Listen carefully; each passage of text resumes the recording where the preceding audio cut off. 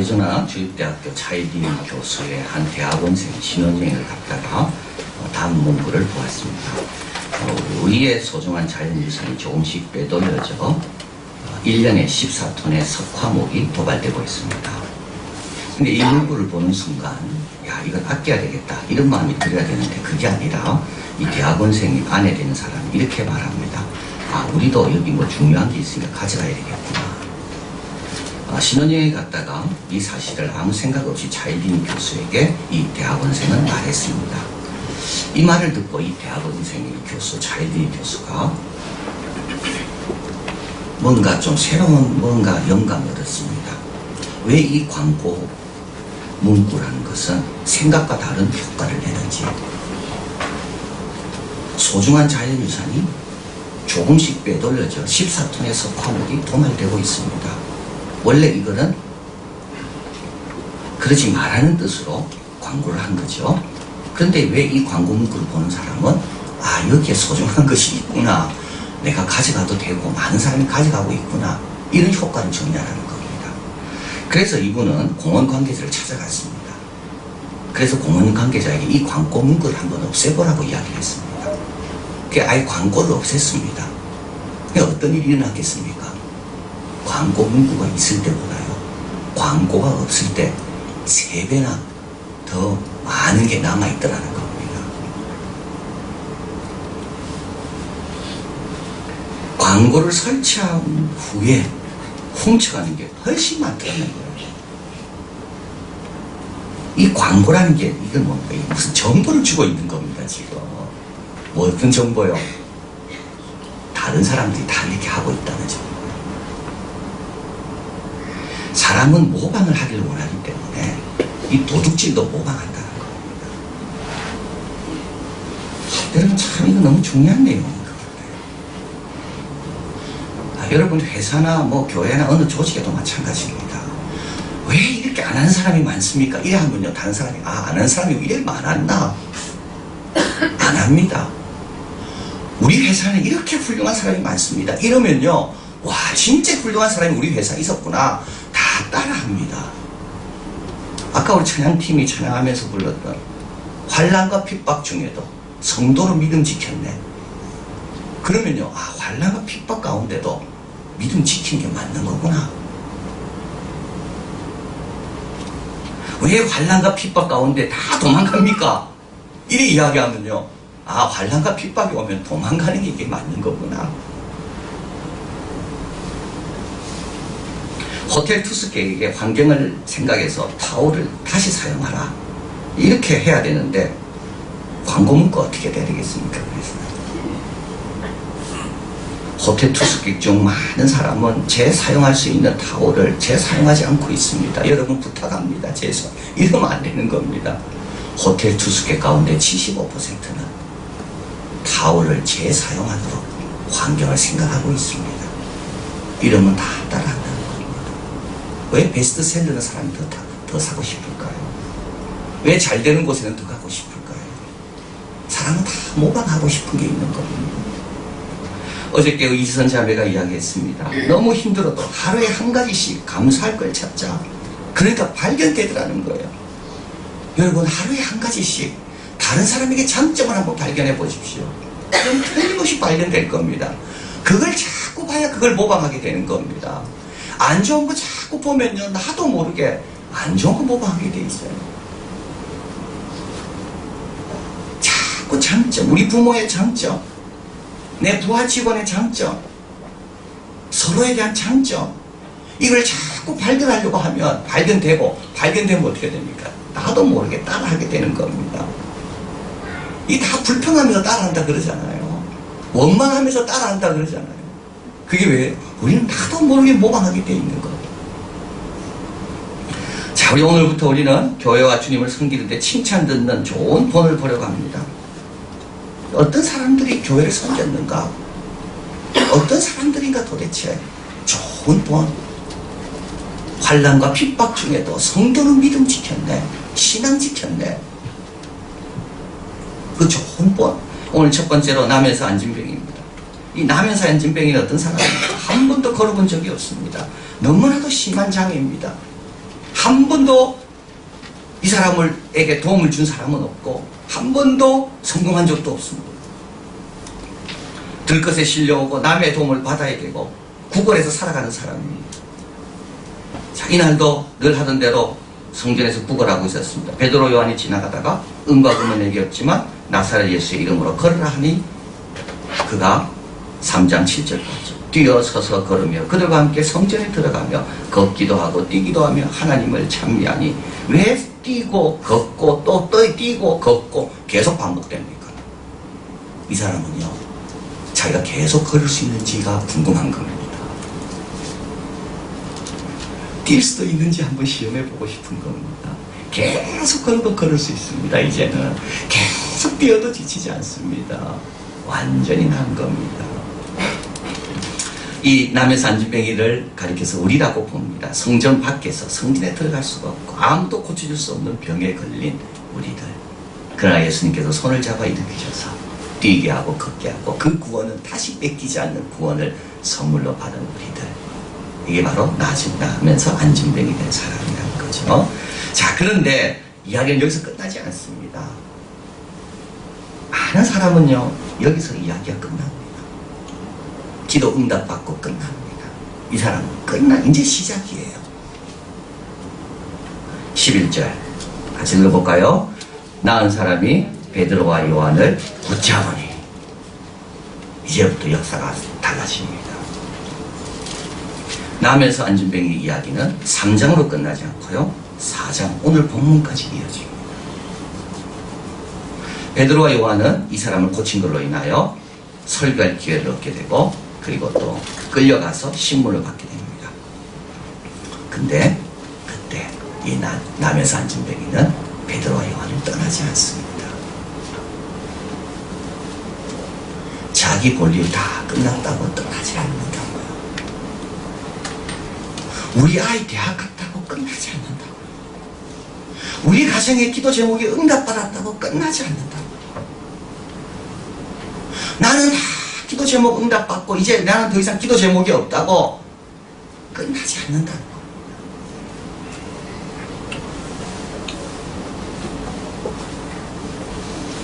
베드로가 요한이 도와달라 말한 적 없습니다. 베드로가 요한이 붙잡은 게 아니라 그가 베드로와 요한을 붙잡았습니다. 그래서 어떻게 됐습니까? 베드로와 요한을 돕습니다. 3장 15절 베드로가 설교하면서 이렇게 말합니다. 그 이름을 믿음으로 그 이름이 너희 보고하는 이 사람을 성하게 하였나니. 바로 베드로 옆에 있으니까 베드로가 설교할 때 그 사람 어디 갔다 이렇게 말하지 않고 이 사람. 4장 10절 너희와 모든 이스라엘 백성을 알아라.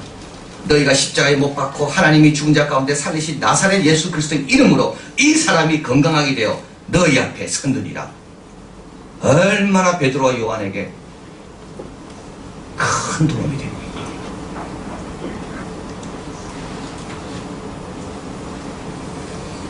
(14절) 한번 읽어봅니다. 또 병나은 사람이 그들과 함께 섰는 것을 보고 신라는 말이 없는지라. 이 사람은 지금 자기 볼 일이 없어요. 근데 베드로와 요한 옆에 끝까지 서 있어 줍니다.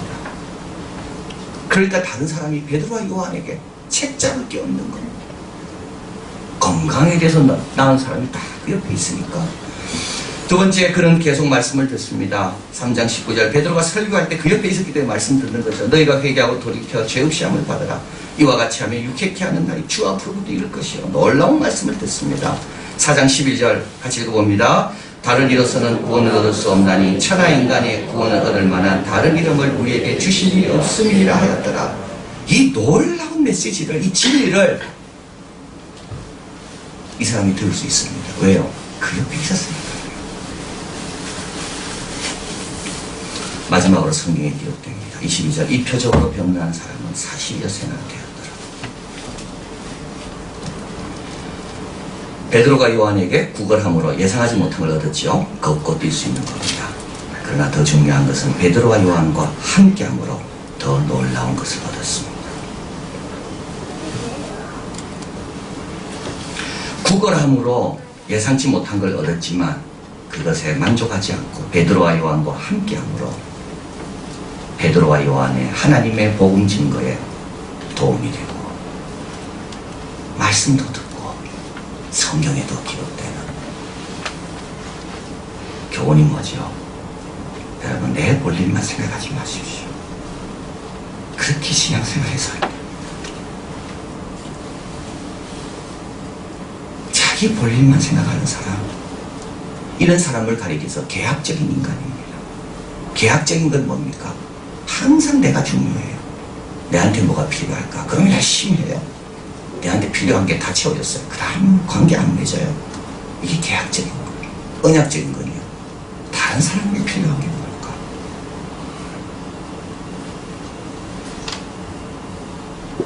우리 하나님께는 뭐가 필요하실까?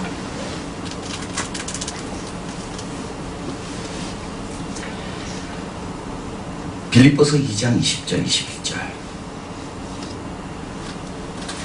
같이 한번 읽어봅니다. 이는 뜻을 같이하여 너희 사정을 진실히 생각할 자가 이 밖에 내게 없습니다. 저희가 다 자기 일을 구하고 그리스도 예수의 일을 구하지 아니하되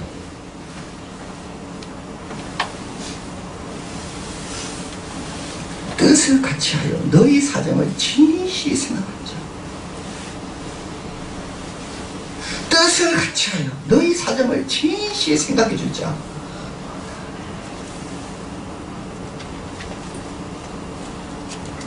우리 교회를 생각하여 진실히 생각해 주자.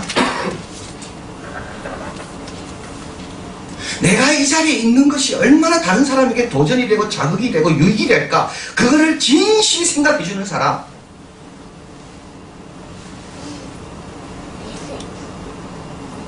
뜻을 같이하여 너희 사정을 진실히 생각할 자. 베드로와 요한의 뜻을 생각하여 같이 진실히 생각해 준 사람. 베드로가 요한 이 사람의 뜻을 같이 해줬죠. 정말 이 사람을 고치면 얼마나 이 사람이 성전 밖에서 구걸하던 사람이 성전 안으로 들어갈 수 있을까? 그 다음에는요, 남에서 안전병이 된 사람은 베드로와 요한과 뜻을 같이 하여 진실히 그들의 입장이 되어주는 거예요. 근데 이런 사람이 많지 않다. 다 자기 볼일 끝나면 갑니다. 자기 볼일 끝나면 갑니다. 근데요, 중요한 거는 내 볼일 아직 남아있어요. 드려야 될 말씀은 아직 있고, 하나님께서 나를 위해서 예비해 놓으신 축복은 아직까지 많은 거예요. 예수님의 족보에 오른 이방 여인 루시입니다. 그는 홀로 된 시어머니 나오미, 이미 자기 남편은 죽었습니다. 나오미도 이미 노인이 됐고 이제 더 이상 자기는 후손을 낳을 그런 기회는 없습니다. 그럼에도 불구하고 나오미를 따라 베들레헴으로 돌아옵니다. 그래서 어떻게 됐습니까? 예수님의 족보에 올랐습니다.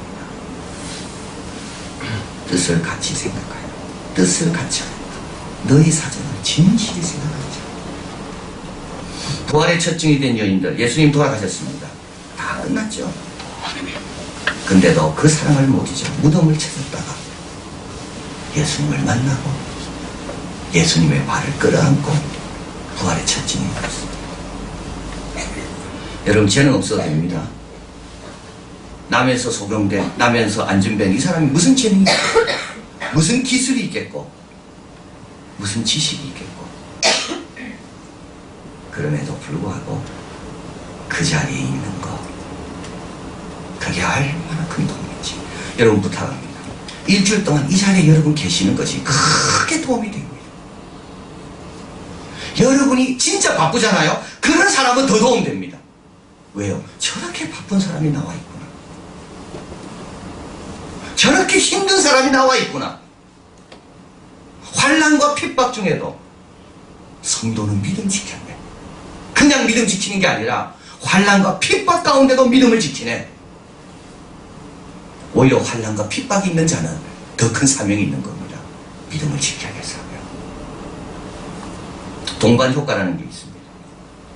한 개인의 행동의 결과가 다른 그 사람을 넘어 다른 사람에게 확신되어 파급 효과를 미치는 동반 효과예요. 우리 모두가 서로에게 책임을 지고 있습니다. 우리 모두가 서로에게 긍정적으로 본이 되든지 안 좋은 본이 되든지.